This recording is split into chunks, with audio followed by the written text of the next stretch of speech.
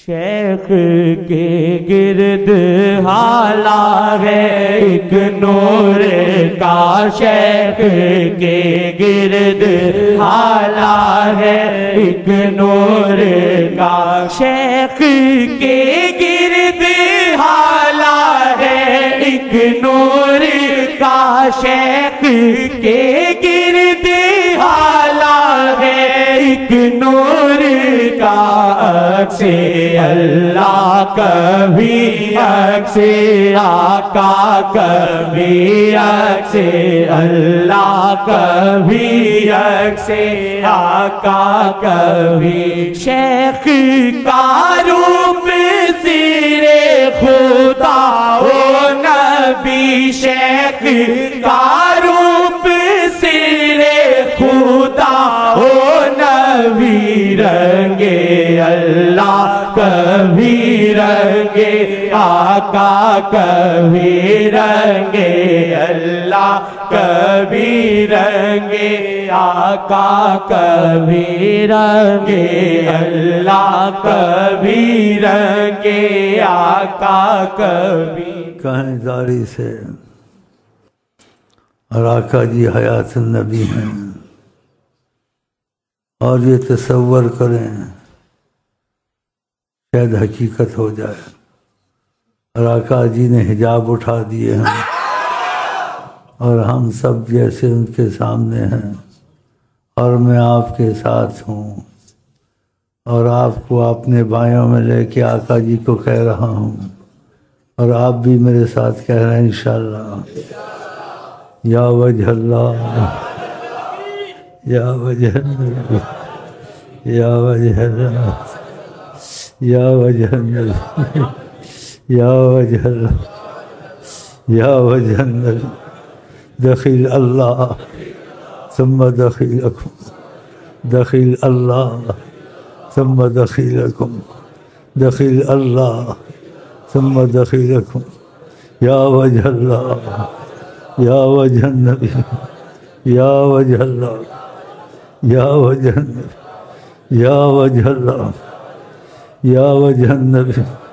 دخیل اللہ ثم دخیلکم، دخیل اللہ ثم دخیلکم، دخیل اللہ ثم دخیلکم۔ نعتوں نے یہاں سے گزرے، اہل کشف تمہارا ایک بھائی تھا جی، وہ آپس میں گزرتے گزرتے کھڑے ہو گئے اور ادھر کہنے لگے یہ محمد والے ہیں جنات جی کہہ رہے یہ محمد والے، ادھر تک جناتوں میں بھی آپ کی شہرت ہو رہی ہے۔ خود انہوں نے کہا ہے نا، میں دنیا کو ایسے دیکھتا ہوں قیامت تک جو ہو رہا ہے، تو فرماتے ہیں جیسے میں اپنی ہتھیلی کو دیکھتا ہوں کہ میری ہتھیلی آقا جی کی طرح ایسے نا، تم میری ہتھیلی کی طرح ایسے ایسے تم کو دیکھتا ہوں۔ کہ دیوبندی، بریلوی، ادریسی، قادری، شاذلی، یہ کچھ قرآن میں تو نہیں آیا، یہ اولیاء کے سلسلے ہیں، لیکن بات تمہاری ہماری ختم ہوگی نبی پر۔ اگر ان کی عظمت محبت دل میں ہے تو سید نہیں بھی ہے، سید ہے، ایسے ہوا ہے، ایسے آقا نے کہا بھی ہے۔ تو لاکھ سید ہے لیکن ان سے دور ہے، ان کی عظمت تیرے دل میں نہیں ہے۔ تو ظاہری سید ہے لیکن ان سے تو دور ہے، تو سید تیرا ختم ہو گیا سب۔ ہاں، لیکن تم کو نسبت کی قدر کرنی چاہیے۔ تو اس واسطے سے ہم یہاں بیٹھتے ہیں کہ کرم کا تقاضا ان کا بہت زیادہ ہے۔ خدا کے بعد اگر کوئی کرم میں بے انتہا لا مثال لا جواب ہے وہ حضرت محمد مصطفیٰ ہیں۔ تو اس کرم کے تقاضے سے، ورنہ ایسی بات جو میں ابھی کہوں گا منہ پہ نہیں لانی چاہیے۔ ہم چاہتے ہیں ہم لوگ صحابی بن کے مریں، وہ کرم کے تقاضے میں یہ بات کہی جا سکتی ہے، ویسے بولنا جرم ہے، ہم لوگ اس لائق نہیں ہیں۔ کیونکہ جو آقا جی نے کہا جو مجھے سوتے دیکھے گا جاگتے بھی دیکھے گا، اور اولیاء اللہ کے بالاتفاق یہ چیز موجود ہے، نہیں بالاختلاف، بالاتفاق کہ کسی پہ زیادہ کرم ہوتا ہے تو اس کو وقفوں میں یا کبھی عمر میں ایک آدھ دفعہ یا زیادہ، وہ اللہ جانے، وہ باتیں بیان کی نہیں ہیں، اس کو نظر آتے ہیں، اس کی تربیت بھی کرتے ہیں۔ اسی کہتے ہیں جو شیخ کے ساتھ چلے اندھا ہو کے چلے. اگر ان کو صلی اللہ علیہ وسلم بتایا ہے، علماء سے مت پوچھو، وہ بولیں گے آقا جی نے آلہ ہی بھی کہا ہے، ایسے بھی کہا ہے، یہ کٹا ہوا درود ہے. اس کی جگہ وہ صحیح ہے، لیکن جب نبی کریم ایک چیز کو درود کو قبول کرنے وہ کٹا ہوا نہیں ہوتا ہے. تو آپ نے درود کو قبول کیا ہے، اور ٹک ٹک آپ نے اپنے سامنے رکھی اور کہا یہ ٹک ٹک ہے. ہاں، یہ مسائل علماء سے پوچھنے والے نہیں ہیں، یہ فیض سے تعلق رکھتے ہیں، علم سے تعلق نہیں رکھتے. علم میں باتیں ہوتی ہیں، سوچیں ہوتی ہیں، لیکن فیض میں چیز سامنے آ جاتی ہے یا آقا جی خود اس چیز کو فرماتے ہیں تو پھر بات ختم ہو جاتی ہے.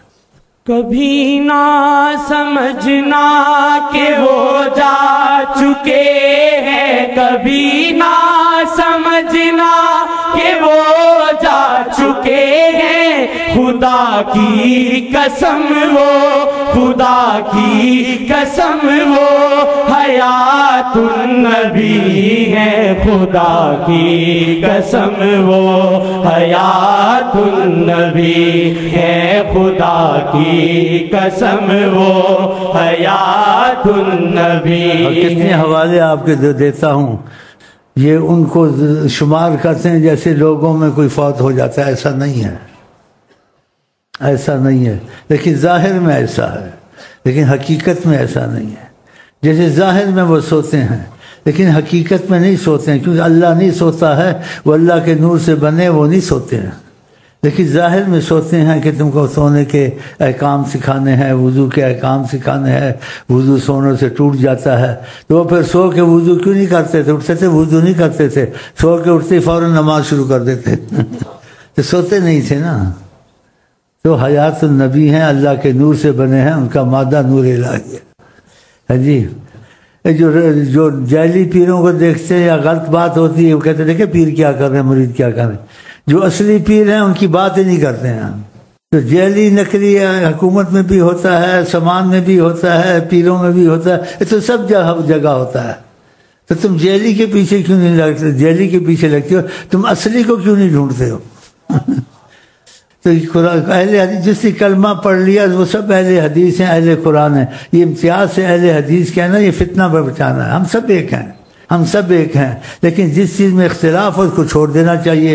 اور نبی کریم سے جو چیز ثابت ہو جائے ان کی کلام سے یا قرآن سے، اس میں مذہب کو نہیں لانا چاہیے. مذہب کی ضرورت وہاں پڑتی ہے، ضرور پڑتی ہے جہاں قرآن حدیث سے سمجھ نہ آئے یا مسائل کا حل نہ نکالنے کی صلاحیت ہے، کیونکہ سب میں صلاحیت نہیں ہوتی ہے. اس لیے خدا نے کہا لَعَلِمَهُ الَّذِينَ يَسْتَنبِطُونَهُ مِنْهُمْ، یہ وہی سمجھ سکتے ہیں جن کو استنباط اور اخراج قرآن کی باریکیوں کا پتہ ہے. تو ان کو قرآن نے امتیاز سے علیحدہ بیان کیا. ہمارے پاس یہی کی بات ہے کہ نبی کریم کی زبان سے جو چیز نکل جائے اس کو غلط نہیں سمجھنا چاہیے، اور عقل کو چھوڑ کر آقا جی کے پیچھے چلنا چاہیے. دوسرا کہے تو اس کی بات کو سوچنا ہے، لیکن نبی کریم کے پیچھے اندھا ہو کے چلنا ہے اور ان سے ہر بات میں موافقت کرنی ہے.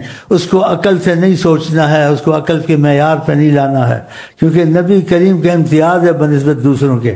ایسی مثالیں موجود ہیں، صحابہ کو بھی غلط فہمی ہوئی، ان کو شکست ہوئی، اور آقا جی نے کہا تھا کہ پہاڑ سے نہیں اترنا ہے اگر ہمیں فتح ہو یا شکست ہو، لیکن وہ فتح کو دیکھ کہ اتر پڑ کے فتح ہوگی، اب تو اترنے میں کوئی مذائقہ نہیں ہے.